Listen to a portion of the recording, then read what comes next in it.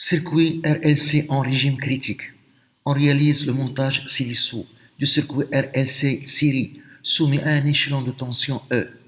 Le condensateur initialement déchargé de capacité C égale 1 microfarad et le conducteur ohmique de résistance R égale 2 kΩ. La bobine d'inductance L égale 1 Henry et de résistance interne négligeable. À t égale à 0, on ferme l'interrupteur K. 1. Établir l'équation différentielle vérifiée par la tension U sur T au bord de condensateur. 2. En régime apériodique critique, on a la relation la résistance R est égale 2 fois la racine de L sur C. Et la solution de l'équation différentielle est de la forme E sur T est égal E plus, entre parenthèses, 1 plus B fois T, le tout fois expo, moins T sur la racine carrée de L fois C. 1. Montrer que le circuit est en régime critique. B. Déterminer constantes A et B en utilisant les conditions initiales. C. En déduire l'expression de l'intensité du courant et du T et de la tension UL aux bornes de la bobine. 1. Établir l'équation différentielle vérifiée par la tension U sur T au bord du condensateur. 1. L'équation différentielle.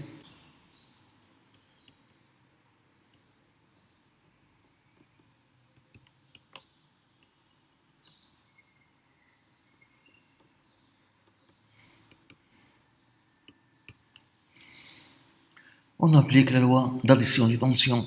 On a la tension E est égale la tension UR plus la tension UL au bord de la bobine plus la tension UC au bord du condensateur.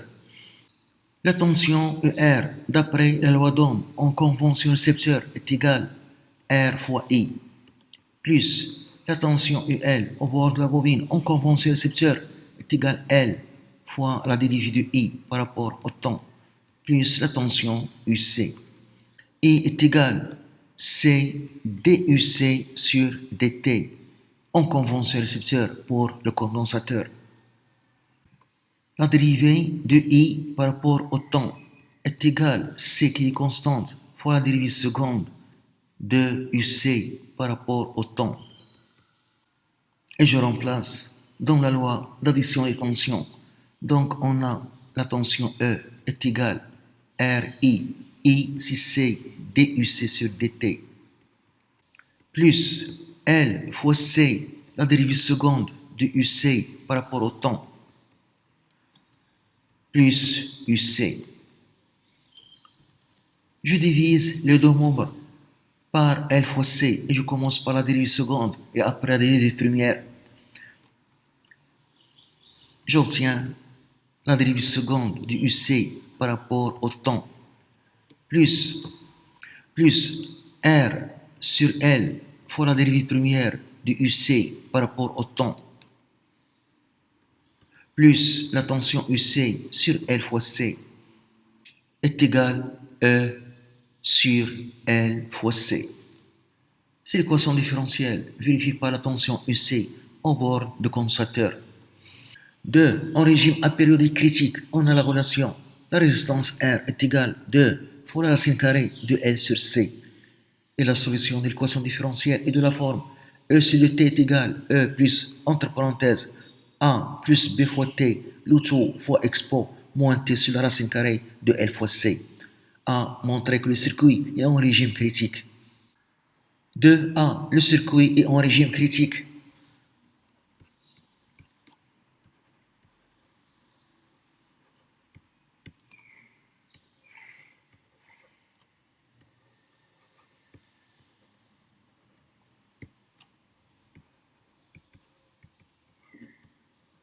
Car on calcule 2 fois la racine carrée de L sur C est égal 2 fois la racine carrée L 1 Henry C 1 microfarad en farad fois 10 au moins 6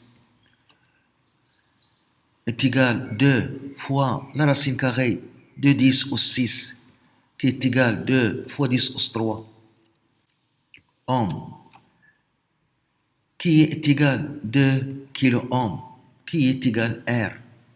Donc le circuit est en régime critique. B. Déterminer les constantes A et B en utilisant les conditions initiales. B, les constantes A et B.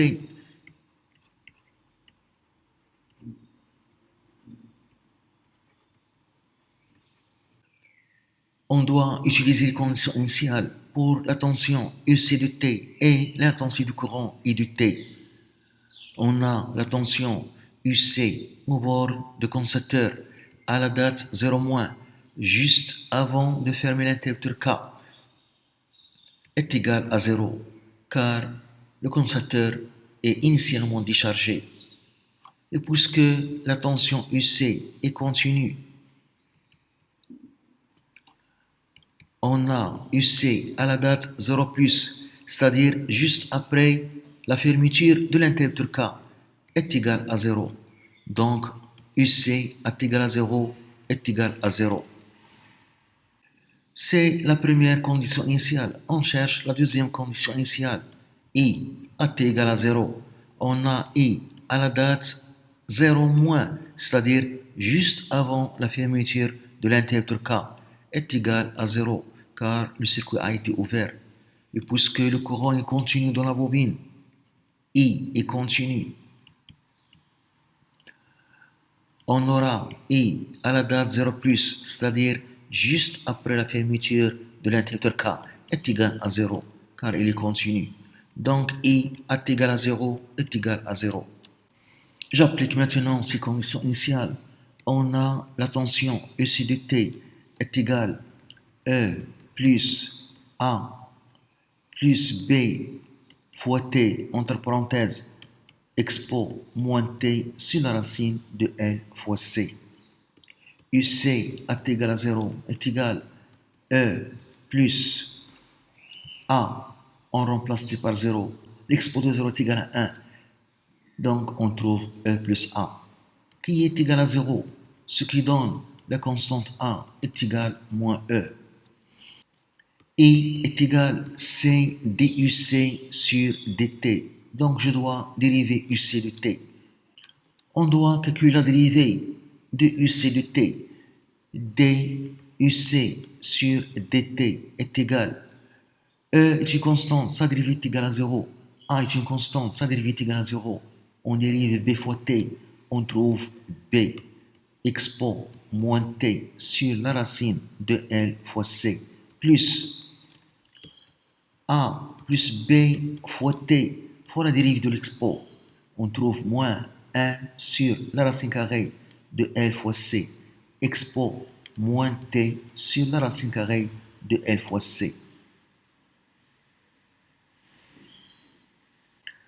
On a I est égal à 0 est égal à C fois la dérivée de UC par rapport au temps est égal à 0, qui est égal à 0. Donc la dérivée DUC par rapport au temps est égal à 0 est égal à 0. Et je calcule la dérivée est égal à 0. Je remplace ici T par 0, on trouve B plus. Je remplace ici T par 0, je trouve A, fois moins 1 sur la racine carrée de L fois C, expo 0 qui est égal à 1. Cette somme est égale à 0. Donc on trouve la constante B est égale à divisé par la racine carrée de L fois C. Et A est égal à moins E, donc est égal moins E divisé par la racine carrée de L fois C. Donc, l'expression de la tension UC de T est égale, on a E plus A qui est moins E, B qui est moins E divisé par la racine carrée de L fois C, fois T, fois expo moins T sur la racine carrée de L fois C. On peut ici factoriser par moins E et on trouve UC de T est égal à E moins E fois 1 plus T divisé par la racine carrée de L fois C expo moins T sur la racine carrée de L fois C. C. En déduire l'expression de l'intensité du courant et de T et de la tension UL aux bornes de la bobine. C. Les expressions de I de T et de UL de T.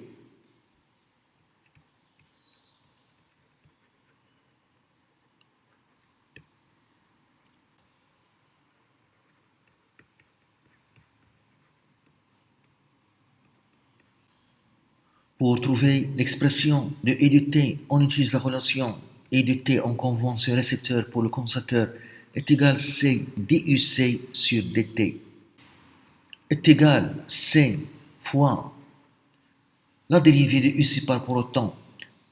On a l'expression de UC de T est une constante, sa dérivée est égale à 0. Et je dérive le reste par rapport au temps.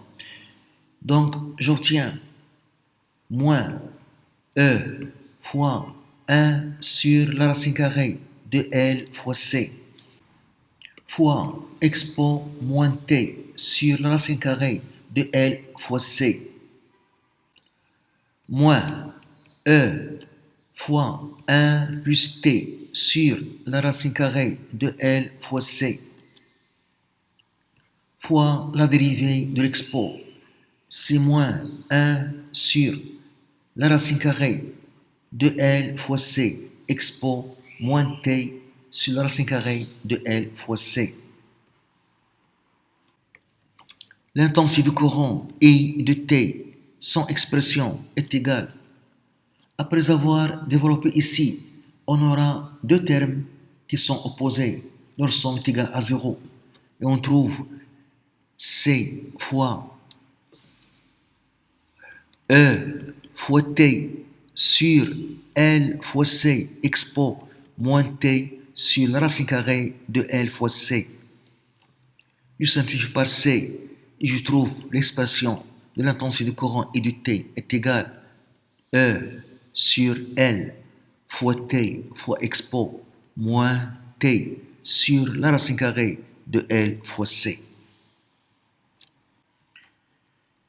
On cherche maintenant l'expression de UL, la tension en borne de la bobine.